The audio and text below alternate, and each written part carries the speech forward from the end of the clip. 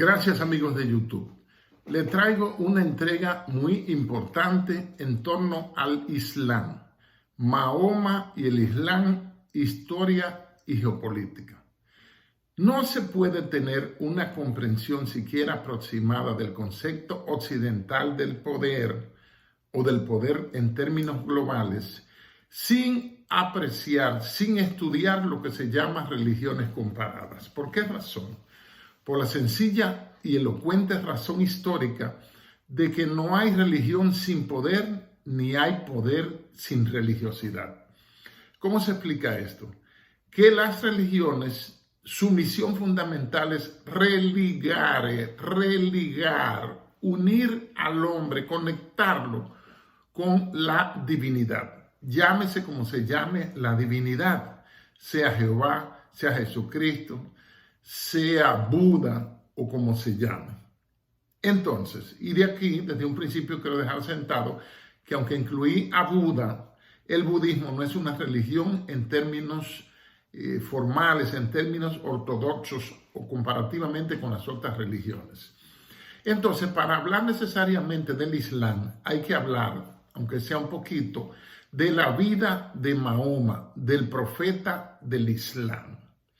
Ese señor nació en el año 570 después de Cristo. ¿Qué dice eso? Que la religión monoteísta, revelacionista, más nueva, más reciente, más joven, es precisamente el Islam. Más antigua, alrededor de 6.000 años, está el judaísmo, la religión racial exclusiva para los judíos, que no hace seguidores, no busca prosélitos, ni le interesa que nadie la practique si no es judío, porque los judíos nos consideran, en su más rancia ortodoxia, nos consideran en su práctica como goins, como perrillos, a los gentiles, a los no judíos. Y no nos permiten, por supuesto, adorar a Jehová, mucho menos en los términos de culto en que ellos lo han hecho por alrededor de 6.000 años. Entonces, 4.000 años después del judaísmo, es decir, 20 siglos después, surge el Evangelio de Jesucristo. Ahí surge, se comienza a contar el tiempo, se divide el conteo del tiempo, mejor dicho, en la era cristiana. Y en este caso pasan nada menos que 622 años después del nacimiento de Jesucristo, que entonces comienza a esparcirse primero por Arabia la religión musulmana. Esta fe tiene sus características esenciales. Hay muchos datos que vamos a dar. Ya dijimos que era monoteísta, es decir, un solo Dios, que es revelacionista, que al igual que el judaísmo y al igual que la fe cristiana o el evangelio eterno de Jesucristo, se fundamenta en revelaciones que reciben profetas, que reciben personas específicas. En este caso, en el caso del Islam, de la fe musulmana, el profeta es Mahoma, que nace en la Meca en el año 570 después de Cristo y muere en Medina. Esa ciudad antiguamente se llamaba Yatrib, pero a partir de la égira o huida de Mahoma, ya un Mahoma armado y una especie de caudillo religioso y político, entonces se comenzó a llamar Al-Madinah, es decir, la ciudad de Mahoma. Y entre la Meca, donde están las revelaciones, donde está Medina e Israel, más bien Jerusalén, son los 3 puntos más sagrados de la fe islámica.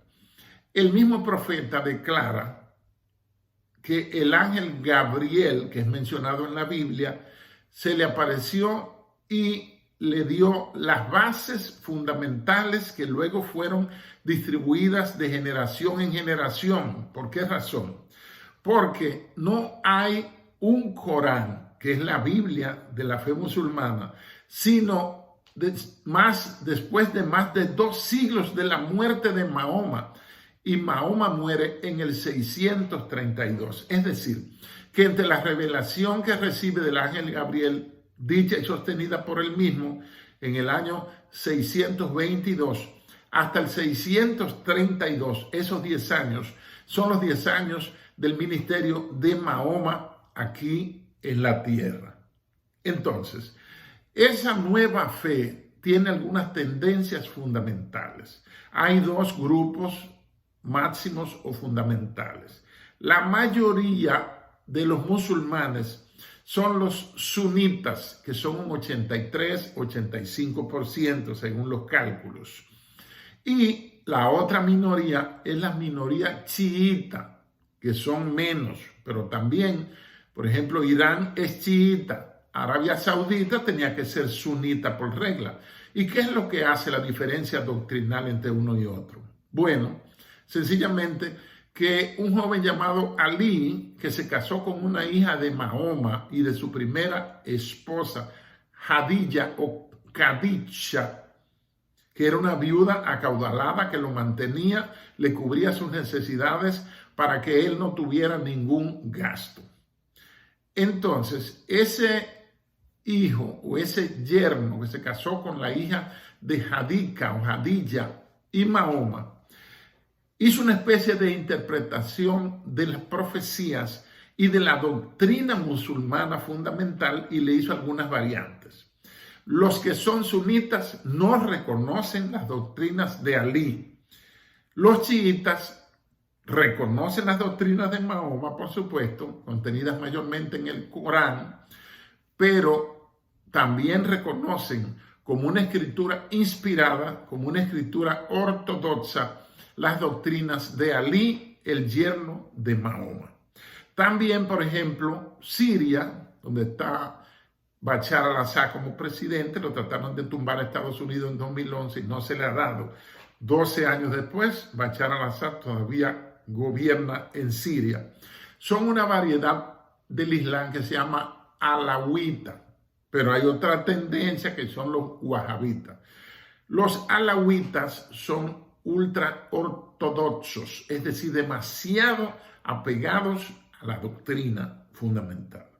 Observen que, a diferencia de otros videos que he hecho, este lo estoy haciendo más lento porque hay un aluvión, hay un torbellino de datos e información en mi mente que si lo suelto demasiado rápido se me puede alterar la presentación y debe haber una comprensión más exacta, más apropiada del Islam. Entonces, esa doctrina, ya nos metimos en los contenidos del Islam como doctrina. La vida del profeta está descrita parcialmente en el Corán, pero también hay otros escritos que aparecen en inglés, en español no los he hallado, sobre la vida de Mahoma, que son una fuente tremenda, que son los hadith. En los hadith hay muchísima información sobre lo que se llama la sira. La sira es la biografía o la vida de Mahoma, que no son publicadas, sino unos 210 o 215 años después de la muerte de Mahoma. Así como también no hay un Corán tan antiguo como que sea contemporáneo de Mahoma, sino que las doctrinas de Mahoma fueron pasando de generación en generación de manera oral. Cuando un mensaje pasa de una boca a otra y luego a otra, cada cabeza es un mundo, pues necesariamente va a recibir el impacto de que alguien le ponga o le quite algo. Esa es la realidad.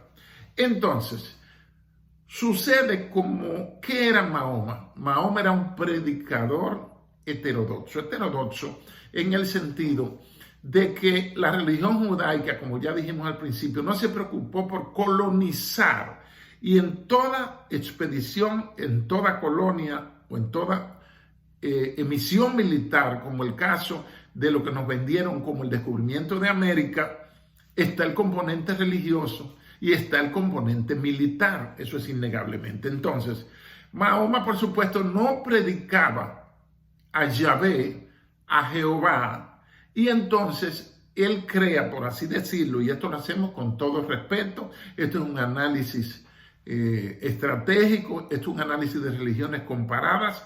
No estamos insultando al profeta Mahoma, ni mucho menos a Alá, ni a Jehová, ni a Moisés, ni a nadie. Entonces, los judíos obligaron, por así decirlo, a todas esas naciones de Oriente Medio a crearse un Dios, una nueva religión, o a conseguir y lograr, tardíamente si se quiere, ya en el año 622, una revelación divina para ellos tener alguien a quien adorar, porque los judíos privatizaron el judaísmo. Ojo, se lo he dicho ya 3 veces. Entonces, el Islam y la revelación de Mahoma o a Mahoma por el arcángel Gabriel le dio la oportunidad histórica a esos países que no tenían dioses y que incluso algunos predicadores yo los escucho diciendo que eran pueblos paganos. Pero ¿y cómo no van a ser paganos? Si los judíos no le predicaban la grandeza de Jehová, el Dios verdadero, el Dios altísimo, que yo creo en él, y siempre seguiré creyendo en Dios, en Jehová, en el Padre eterno, a él sea toda gloria y toda honra, no se lo permitían, y entonces ellos tenían que crear, por así decirlo, sus propios dioses.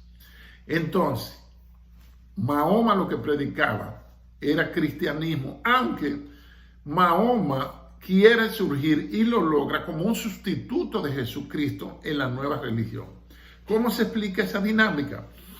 En que mientras los judíos presentan a Jesucristo como aquel disociador que trajo división en el pueblo de Israel, y lo presentan en el Talmud de Jerusalén y tanto en el Talmud también en el Talmud babilónico, que son 2 libros, presentan a Jesucristo metido en una gran caldera, en una cuba encendida, caliente, llena de heces fecales, llena de materia fecal, llena de mierda, hirviendo ahí por haber dividido al pueblo, por haber llevado confusión en cuanto a la sana doctrina del judaísmo que ellos habían seguido hacía cerca de 4000 años.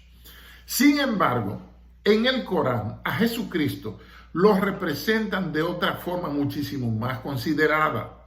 Lo reconocen como un gran maestro, como un rabino, como un gran gurú. Y gurú es un término para el budismo, para la fe hindú. Gurú significa el que ilumina. En el mundo judaico se llama rabino. En el mundo musulmán, un maestro, un profeta, se llama Rasul, el gran Rasul. Entonces, ¿cómo presentan ellos a Jesucristo? Bueno, le dan el nombre de Isha. No reconocen la divinidad de Jesucristo tal como está establecida en el prólogo del libro de Juan, en el Evangelio de Juan, donde dice: en el principio era el Verbo, y el Verbo era Dios, y el Verbo estaba con Dios. Y dice: todas las cosas por él fueron hechas. Y dice: y nada de lo que ha sido hecho sin él fue hecho. Y dice también que ese es el Hijo de Dios. Es decir, en el Evangelio de Juan, que se diferencia mucho de Mateo, Marcos y Lucas, que son los 4 evangelios que el canon consideró apropiado. Tanto el canon católico, que es más antiguo, como el canon protestante, porque se ha tenido contacto por trabajos arqueológicos con unos 30 evangelios, pero los 4 que se aceptaron como ortodoxos, como dogmáticos, como palabra correcta en cuanto al dogma y la doctrina, fueron Mateo, Marcos, Lucas y Juan. Entonces, ¿cómo presentan la fe musulmana en el Corán? Ese libro del Corán está dividido, como la Biblia está dividida en libros, capítulos y versículos o versos. El Corán está dividido en suras, que son los capítulos, y en aleyas, que son los versículos. Tengan ese dato desde ya. Entonces, ¿cómo ven a Jesucristo? Jesucristo lo ven como un gran maestro, como un líder inspirador que buscó la liberación de su pueblo judío, pero no les reconocen la divinidad en el Corán. Es decir, que el mundo musulmán trata muchísimo mejor a Jesucristo de como lo tratan sus propios hermanos judíos en el Talmud, en los 2 Talmud. El Talmud de Jerusalén y el Talmud de Babilonia. Entonces, dentro de las doctrinas musulmanas está también la revisión que hizo un primo de Jadilla o Jadica, la primera esposa de Mahoma, que es Waraka. Waraka hace sus interpretaciones, hace sus anotaciones, hace sus comentarios y hace sus prédicas. Lo primero es que en el Corán hay una visión muy distinta a la que contiene el Apocalipsis de Juan en torno al fin del mundo. Eso es importante. Entonces Mahoma, viviendo en la Meca, se casa con Jadilla o Jadica. Pero ¿qué pasa? Esa señora era mayor que Mahoma, era una viuda acaudalada que lo acogió, se casaron y ella lo mantenía. Pero ¿qué pasó? Que murió Jadilla y eso fue un turning point, un punto de quiebra muy importante, no solo en la vida del profeta Mahoma, que estamos analizando con todo respeto y sin sectarismo ni nada por el estilo.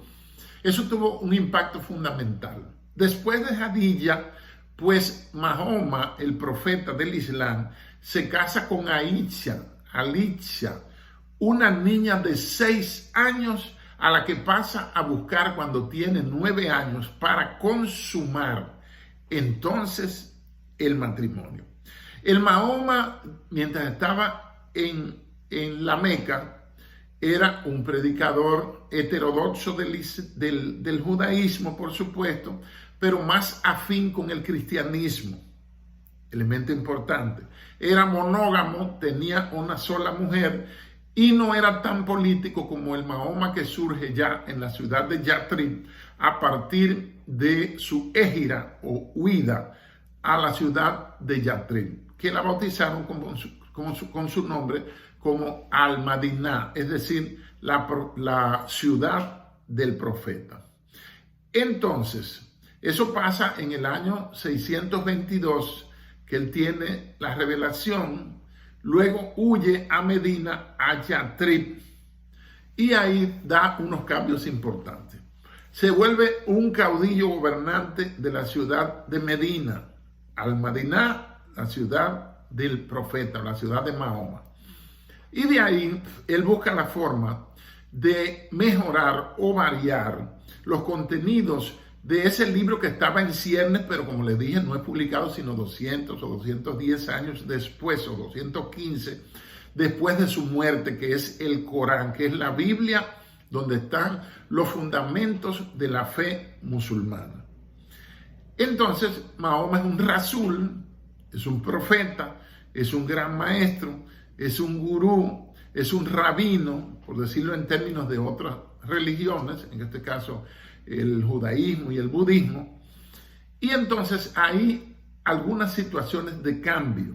Por ejemplo, en el Corán, una mujer vale la mitad de un hombre cuando tienen que ir a una corte a testificar. Es decir, que si tú tienes un testigo varón, vale por 2 mujeres. Necesitas llevar un testigo que sean hembras, tú necesitas 2 hembras. Y además, todavía, tantos siglos después, la mujer puede heredar la mitad de lo que hereda el hombre. El hombre hereda tal cantidad con respecto a sus padres, pero si es hembra, hereda la mitad. Entonces, por citar solamente una, estas doctrinas del Corán tienen una fortaleza documental tremenda, una fortaleza en cuanto a la legislación. Con su llegada a Medina, a la antigua ciudad de Yatrib, pues se desprende del judaísmo, se desprende del cristianismo y la Meca se convierte en el centro de adoración. Anteriormente, Mahoma adoraba mirando hacia Jerusalén, igual que los judíos, y entonces ahora no, ahora comienza a mirar hacia la Meca, que es el principal centro religioso. 3 ciudades: la Meca, nacimiento del profeta; Medina, la ciudad de Mahoma, la revelación y la plenitud de su ministerio; y Jerusalén como una ciudad santa, la tercera ciudad para los musulmanes. Entonces hay una ley, hay una sura, la sura cuarta, Aleya 34, tiene algunas características muy importantes que no se me deben quedar fuera en este vídeo que pretendemos que salga de media hora y ya tenemos más de 20 minutos y estamos apenas comenzando. Esa sura cuarta de la ley, con la ley 34, dice: el marido está autorizado a golpear a su esposa por la simple sospecha de que ella está pensando serle infiel. Eso es importante. Entonces, a las mujeres se les reduce la herencia, ¿verdad? Se les reduce la capacidad de actuar en justicia. Mahoma tuvo 5 esposas porque había una ley, que establecía que lo máximo que de esposas que podía tener un musulmán era 4. Entonces, como Mahoma, estando en Medina, se quería casar con una muchacha, con otra muchacha, pues él logró que le aprobaran el cambio para que se casen con una 5ª esposa. Entonces, son elementos que tienen importancia. Las fuentes fundamentales sobre la vida de Mahoma son el Corán y los Hadith. Entonces, ¿qué ha pasado? ¿Cuáles son los elementos fundamentales que hacen que el arco islámico que comienza en Marruecos, en lo que era el Sahara español en África, y se extiende hasta Indonesia en el Asia? ¿Sabían que ustedes que árabe, musulmán, islámico, talibán, terrorista no significan lo mismo? ¿Ustedes sabían que el país que tiene la mayor población islámica del mundo en este año 2023 es Indonesia, que es un país asiático que no es árabe? Entonces, debemos estar atentos en cuanto a los distintos abordajes de la fe del Islam. ¿Por qué? Por lo que ha pasado y está en curso precisamente ahora en Israel, donde, explicado en términos descarnados, en términos sencillos, es así como yo lo explico. ¿De qué se trata? Oigan lo que está pasando, lo que está en curso en Israel. Anoche casi no dormí, pensando, y es 28 de octubre, en la madrugada desperté muchas veces pensando en esa matanza, se me zafó un gallo, en esa matanza que se está desarrollando ahí en Palestina. Porque los reducen a Gaza y los reducen a Hamas, ¿verdad? Pero es Palestina contra Israel. Palestina, el país que no lo han dejado ser un Estado. Entre Estados Unidos e Israel, Estado de Israel, han impedido que Palestina se desarrolle, que se convierta en un Estado. Por eso tienen partidos, vamos a decir, apoyados algunos. Por ejemplo, el mismo presidente, el primer ministro de Israel, Benjamin Netanyahu, admitió, y hay documentos, de que él apoyó a Hamas económicamente, siendo sus enemigos. ¿Para qué? Para debilitar a la OLP, Organización de Liberación de Palestina, que fundó y dirigió Yasser Arafat. Entonces, hay muchas cosas complejas, hay muchas cosas que están en entredicho. La historia no debe ser vista ni analizada en blanco y negro, malos y buenos, santos y demonios. Incluso Carlos Mar, que no es demonio de mi devoción, dijo: la historia debe ser contada sin odios, pero también sin amor. ¿Cómo se explica eso? De que la gente apasionada, yo comienzo a ver un vídeo, escuchar una conferencia, e inmediatamente, según yo veo que habla de régimen, de criminales, de sionistas, de qué sé yo qué, adjetivos calificativos, ya yo sé que la persona lo que está haciendo es propaganda. Lo que hacemos en este canal que lleva mi nombre es análisis, poniendo lo que caracteriza a este grupo y lo que caracteriza al otro grupo. ¿Qué es lo que está pasando ahora? Se lo explico sin más ambajes, sin más volteretas. ¿Cómo se explica? Los palestinos están matando a los judíos porque no son palestinos racialmente, ni tampoco son musulmanes. En su respuesta, por el contrario, los judíos están aniquilando a los palestinos porque no son judíos y no practican la religión judaica. Yo sé que nadie, porque no lo he escuchado en boca de nadie, ha explicado ese conflicto en esa forma tan sencilla como comprensible. Entonces, hay que tener un abordaje del Islam, de lo que es la yihad. Esa palabra árabe, a lo que representa en el Corán, es a la lucha del ser humano por la propensión natural, por la naturaleza pecaminosa que tenemos los seres humanos.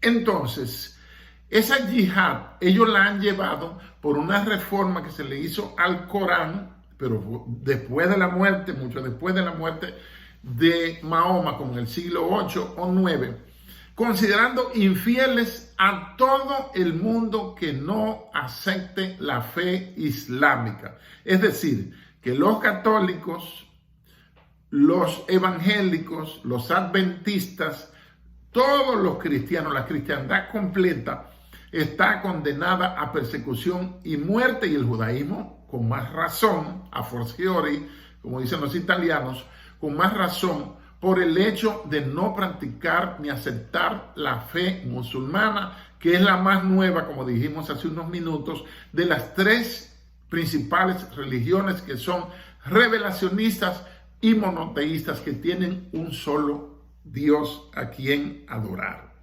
Entonces, hay una carta, ya para cerrar, para que nos ubiquemos en estos últimos 3 o 4 minutos que nos quedan. Hay una carta que estaba expuesta en el Museo Británico de Londres, fechada 15 de agosto de 1871. Esa carta predice 3 conflictos mundiales, para que veamos en qué pie estamos parados ahora, en finales de octubre de este año 2023. Entonces, primero dice, vamos a armar un conflicto global o mundial. La palabra global no se usaba en ese tiempo. La carta se la envía Giuseppe Mazzini, el jefe de la logia francesa, aunque él era italiano, al capitán Albert Pike del ejército de Estados Unidos, que era un alumno del satanista Adam Weishaupt. Lo pueden buscar, W-E-S-I-C-H-A-U-P-T, Weishaupt, así como suena, se lo estoy pronunciando, como está escrito. Y vamos con ello a liquidar el Imperio Otomano, que gobernó parte del mundo desde la toma de Saladino en julio del año 1199 hasta el 1922, que en la Primera Guerra Mundial es liquidado. O sea, se cumplió eso con la Primera Guerra Mundial. Y se eliminó también la dinastía de los zares, eliminaron al zar Nicolás II. Luego vino el segundo encuentro. Vamos a exacerbar el odio entre los judíos contra los judíos, ¿verdad? Para ayudar a la eliminación de cualquier potencia europea que quiera gobernar, y así le facilitan. Estamos en 1871, ojo. Y el tercero, que es el de ahora, vamos a aumentar, a exacerbar, a subir, a acrecentar el odio entre judíos y musulmanes para la eliminación del cristianismo. En la eliminación del cristianismo, en este proyecto, está implicado el actual Papa en el Vaticano, Francisco I, el Papa 266, el primer Papa jesuita. Ya tiene una Biblia editada, y luego le haré una entrega sobre una Biblia, entre comillas, que redactó Thomas Jefferson, el padre de la patria de Estados Unidos, uno de los padres fundadores. Resumiendo, el mundo está actualmente en tercer punto de esa carta, y de ahí puede estallar una conflagración mundial, no solamente regional, porque ya están atacando hasta Siria. Ya las demás potencias han emitido su declaración condenando a Israel. Entonces, estamos en el umbral de una muy probable tercera guerra mundial por la lucha entre los sionistas judaicos y el Islam. Muchas gracias y les ruego que por favor se suscriban a mi canal General Arias Matos. Bendiciones.